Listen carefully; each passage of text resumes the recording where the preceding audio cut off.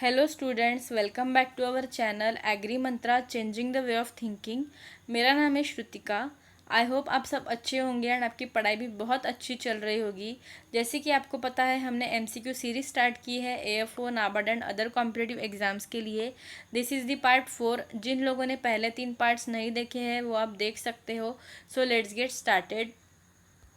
सबसे पहला क्वेश्चन है, what is the floor space requirement for a pregnant cow in covered area in metre square. ठीक है, तो एक प्रेग्नेंट काउ को कितना फ्लोर स्पेस रिक्वायर्ड होता है कवर्ड एरिया में। सो इसका करेक्ट आंसर है option number B, that is 4 metre square. तो अगर कवर्ड एरिया में 4 मीटर स्क्वायर चाहिए तो ओपन एरिया में कितना चाहिए, तो ओपन एरिया में चाहिए होता है 8 मीटर स्क्वायर। ओके, सिमिलरली कुछ और एनिमल्स का भी देखते हैं। सो काऊ को जो है कवर्ड एरिया में फ्लोर स्पेस रिक्वायरमेंट होता है 3.5 metre square and open area में चाहिए होता है 7 मीटर स्क्वायर। प्रेग्नेंट काऊ का मैंने अभी बताया 4 metre square in covered area, 8 metre square in open area. Bull को जो है कवर्ड एरिया में चाहिए होता है 12 metre square and open area में 24 मीटर स्क्वायर। बफेलो को कवर्ड एरिया में 4 metre square and open area में 8 मीटर स्क्वायर। ठीक है, तो ये कुछ एनिमल्स का फ्लोर स्पेस रिक्वायरमेंट है। It is important exam point of view के अकॉर्डिंग ये इम्पॉर्टेंट है, सो ध्यान रखिए। तो आप इसको याद ही कर लीजिए। ठीक है, the next question is, what is the average command area for power tiller. तो एक पावर टीलर का जो है एवरेज कमांड एरिया कितना होता है, तो इसका करेक्ट आंसर है option number B, that is 5 hectare. Similarly tractor का जो है 15 हेक्टेयर होता है एवरेज कमांड एरिया एंड एक बुलक पेयर का जो है एवरेज कमांड एरिया होता है 2 हेक्टेयर। देन उसके बाद नेक्स्ट क्वेश्चन है, the type of ponds in which spawns are reared up to fry stage.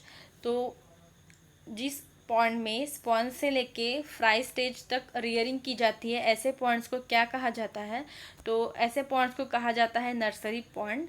Option number C is the correct answer, that is nursery pond. So जो sponge से लेके fry stage होती है fish की, जिस pond में rare की जाती है उस पॉन्ड को कहते हैं नर्सरी पॉन्ड। उसके बाद फ्राई स्टेज से लेके फिंगरलिंग स्टेज तक जिस पॉन्ड में रेयर किया जाता है उस पॉन्ड को कहते हैं रियरिंग पॉन्ड। एंड फिंगरलिंग्स जो है एडल्ट्स तक रेयर की जाती है जिस पॉन्ड में, उस पॉन्ड को कहा जाता है स्टॉकिंग पॉन्ड। ठीक है, the next question is, what is the depth of medium plowing according to CRIDA, that is Central Research Institute for Dryland Agriculture.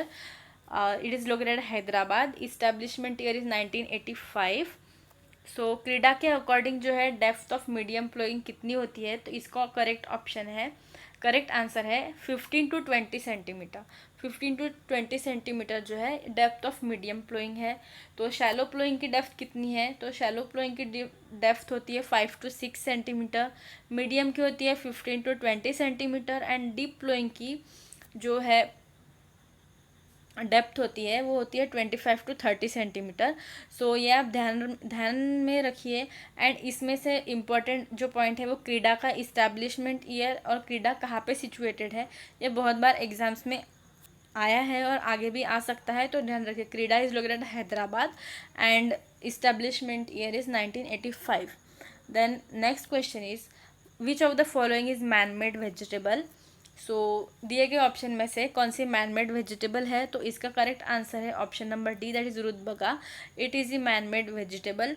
So it is a basically a cross between turnip and cabbage. जो turnip और cabbage जो है इसका जो cross बना के जो इसका क्रॉस करके जो वेजिटेबल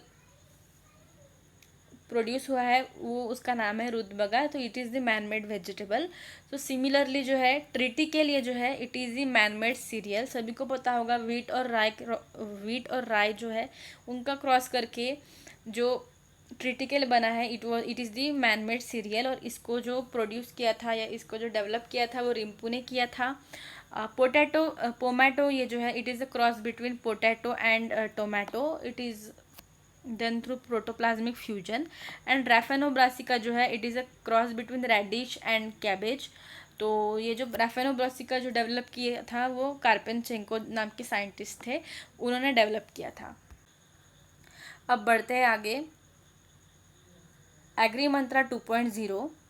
जो एग्री मंत्रा का ही दूसरा ऑफिशियल चैनल है, जिसमें हम agricultural jobs and agricultural update समय समय पर देते रहते हैं। तो अगर आप हमारे इस चैनल से जुड़ना चाहते हो तो आपको लिंक डिस्क्रिप्शन में मिल जाएगी। उसके बाद नेक्स्ट क्वेश्चन है, which of the following is use to cut the herbage crops. जो हर्बेज क्रॉप्स यानी हर्ब्स को कट करने के लिए कौन सा इम्प्लीमेंट यूज़ किया जाता है। तो इसका करेक्ट आंसर है mower. So mower is use to cut the herbage crop. Similarly जो है सिकल, ये जो है it is use to cut grain crop. जो ग्रेन क्रॉप्स होती है, व्हीट हो गया या फिर राइस हो गया, उसका कट करने के लिए सिकल का यूज़ किया जाता है। एंड रिपर का जो है harvesting crops and other vegetation, crops को हार्वेस्ट करने के लिए, अदर वेजिटेशन को हार्वेस्ट करने के लिए रिपर का यूज़ किया जाता है। मोअर का जो यूज़ किया जाता है वो ग्रासेस, जनरली जो हर्ब्स होती है, छोटी छोटी ग्रासेस या हर्ब्स होती है, वो इम्प्लीमेंट होता है जिससे वो हर्बेज क्रॉप्स को कट किया जाता है। तो इट इज़ ठीक है मोअर। उसके बाद नेक्स्ट क्वेश्चन है, formative stage in sugarcane comes dash DAP। तो DAP का मतलब है days after planting. So formative stage ये जो है शुगर केन में कितने दिनों बाद आती है प्लांटिंग के। So it comes after 60 to 130 days after planting. So formative stage ये जो है ये क्रिटिकल स्टेज है इरिगेशन के लिए शुगर केन में। ये भी इम्पॉर्टेंट पॉइंट है क्योंकि बहुत बार पूछा जा चुका है, what is the critical stage of irrigation in sugarcane. So correct answer is formative stage. It comes after 60 to 130 days after planting. So similarly जो germination stage sugarcane में आता है 0 to 60 days after planting. 60 days of planting तक sugarcane में germination हो जाता है। formative stage जो है 60 to 130 days after planting. Grand growth stage जो है it comes after 130 to 250 days after planting. And maturity stage जो है वो आती है 250 to 365 डेज आफ्टर प्लांटिंग। ठीक है।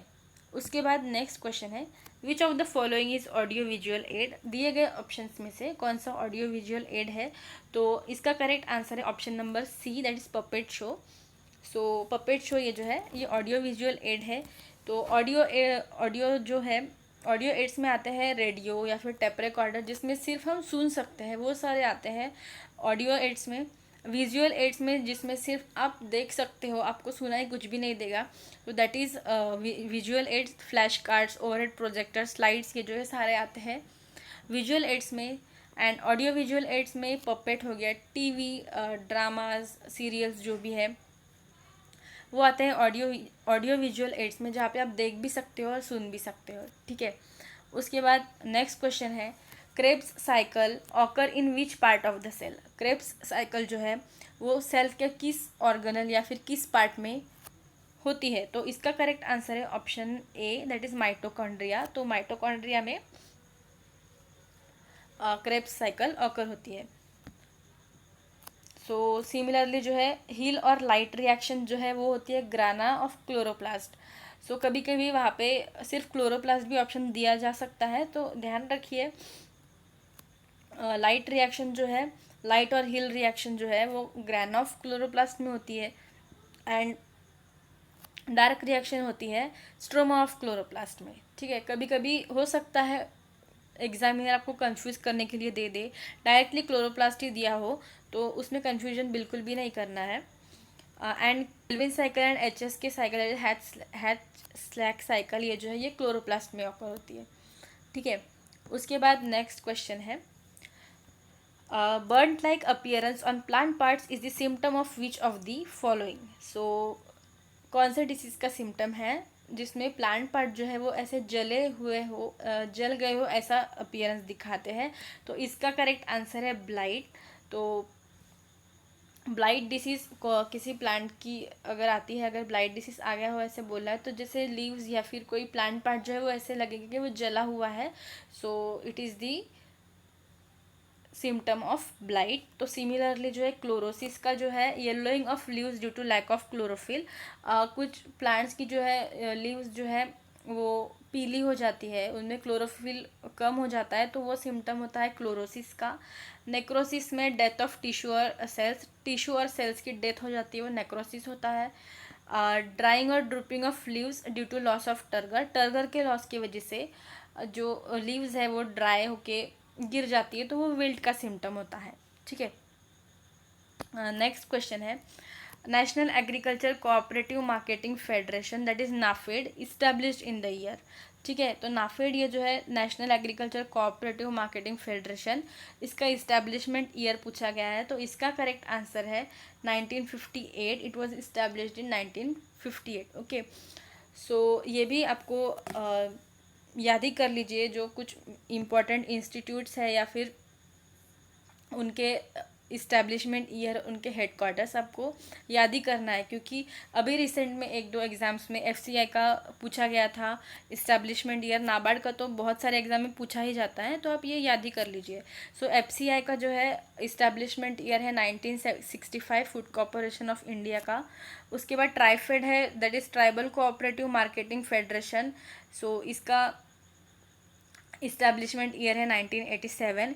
And national bank for agriculture and rural development NABARD, इसका इस्टेब्लिशमेंट है 12 जुलाई 1982। ओके, सो उसके बाद नेक्स्ट क्वेश्चन है, which of the following is the first interspecific hybrid of cotton. So दिए गए ऑप्शंस में से कौन सी सबसे पहली इंटरस्पेसिफिक हाइब्रिड है कॉटन की। सो इसका करेक्ट आंसर है Varalakshmi. It is the first interspecific hybrid of cotton. ठीक है, तो H4 जो है that is hybrid 4, it is the first intraspecific hybrid. ठीक है, ये फर्स्ट इंट्रास्पेसिफिक है और ये इंटरस्पेसिफिक है, कन्फ्यूजन बिल्कुल भी नहीं करना है। ठीक है, H4 ये जो है डेवलप की थी सीटी पटेल ने। उसके बाद सुजाता ये जो वैरायटी है, it is the first spinning variety of Egyptian cotton released in India. जो पहली स्पिनिंग वैरायटी थी इजिप्टियन कॉटन की, जो इंडिया में रिलीज़ की गई थी, सुजाता। ठीक है, उसके बाद MCU 5 ये जो है it is extra long staple variety. तो ये भी ध्यान में रखिए, क्योंकि इसमें से भी बहुत बार क्वेश्चंस आ चुका है और आगे भी आ सकता है। उसके बाद नेक्स्ट क्वेश्चन है, which of the following is vector of rice tungro disease. So rice में जो टंगरो डिसीज होता है उसका जो वेक्टर है वो क्या कौन होता है, तो उसका करेक्ट आंसर है option number A, green leaf hopper. It is the vector of rice tungro disease. Similarly brown plant hopper से डिसीज होती है रैग स्टंट, और जिगजैग लीफ हॉपर से होती है राइस ड्वार्फ या फिर ऑरेंज ड्वार्फ।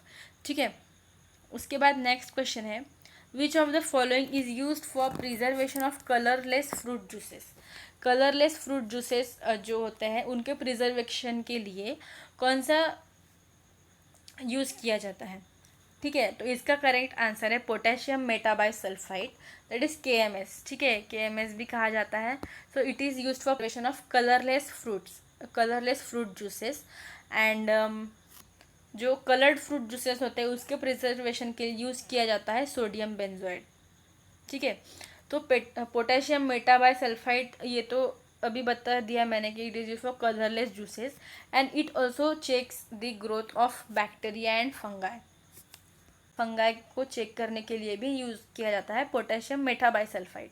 तो सिमिलरली जो है सोडियम बेंजोएट जो है ये किया जाता है प्रिजर्वेशन ऑफ कलर जूसेस के लिए, मतलब जो कलर जूसेस है, कलर्ड फ्रूट जूसेस है, उनके प्रिजर्वेशन के लिए यूज़ किया जाता है sodium benzoate and it also checks the growth of yeast. ठीक है, इसमें भी बहुत स्टूडेंट्स कंफ्यूज होते हैं, तो कंफ्यूजन बिल्कुल भी ना करें आप। पोटेशियम मेटाबाइसल्फाइड जो है it is for colourless juices and sodium benzoate जो है ये कलर जूसेस के लिए यूज़ किया जाता है। उसके बाद नेक्स्ट क्वेश्चन है, which of the following is root promoting hormone. ठीक है, दिए गए जो हार्मोन्स है उसमें से रूट प्रोमोटिंग हार्मोन कौन सा है, तो इसका करेक्ट आंसर है IBA, it is the root promoting hormone. NAA जो है it is the flower and fruit setting hormone.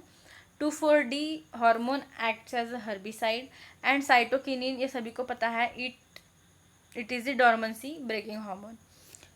So आज के लिए इतना ही। आई होप आपको ये क्वेश्चंस हेल्पफुल लग रहे होंगे। So please do like the video, share with your friends. अगर चैनल पे पहली बार आए हो तो सब्सक्राइब द चैनल। अगर आप अपने स्टडी को और इन्हांस करना चाहते हो तो एग्री मंत्रा का ऑफिशियल ऐप डाउनलोड करिए प्ले स्टोर से, और अगर आप एग्री मंत्रा के अलग अलग सोशल मीडिया प्लेटफॉर्म से जुड़ना चाहते हो तो आपको उसकी लिंक डिस्क्रिप्शन में मिल जाएगी। Thank you for watching the video.